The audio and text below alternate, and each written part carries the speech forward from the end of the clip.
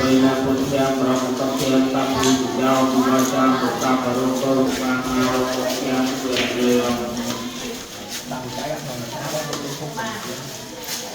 tôi ta tu của mình là con theo con theo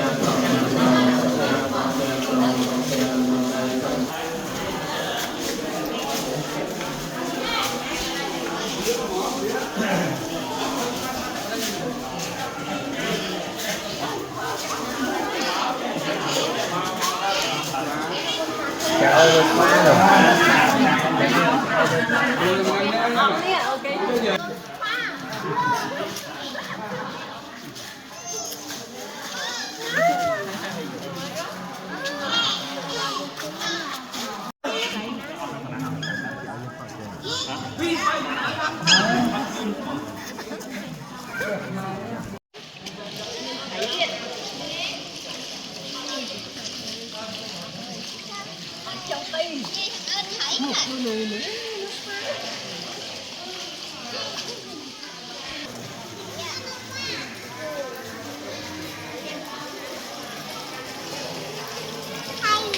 Thầy này, thầy ăn nào không?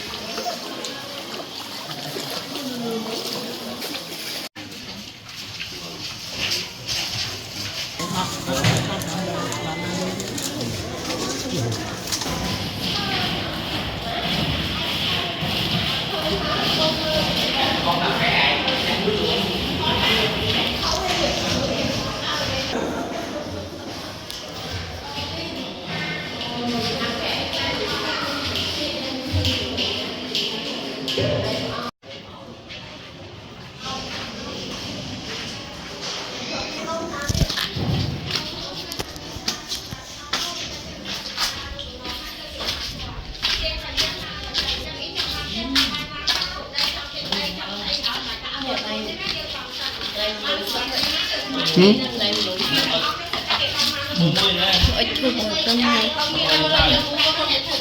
con sấy nuôi rồi họ chung thường lại ướp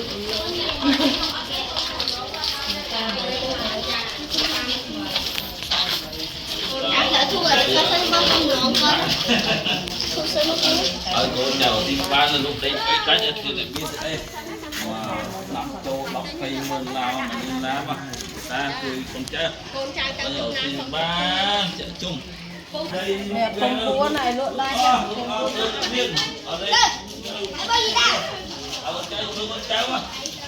con trai siêu ba chợ chung Kênh Cao Vinh, quay kênh Cao Vinh.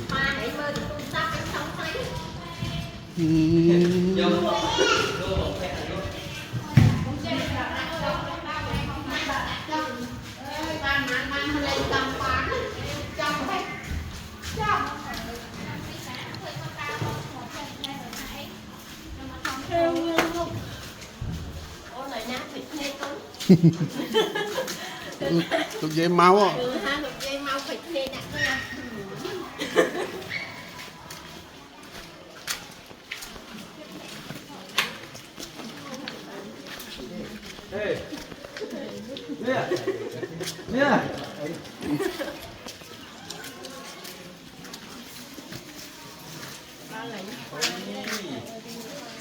Chặt mấy nó canh đi hai phần lắm đấy.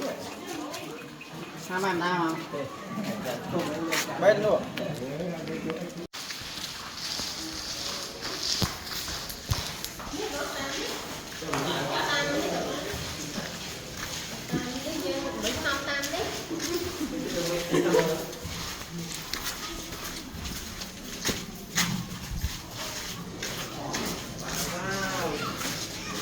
Thế bảo vào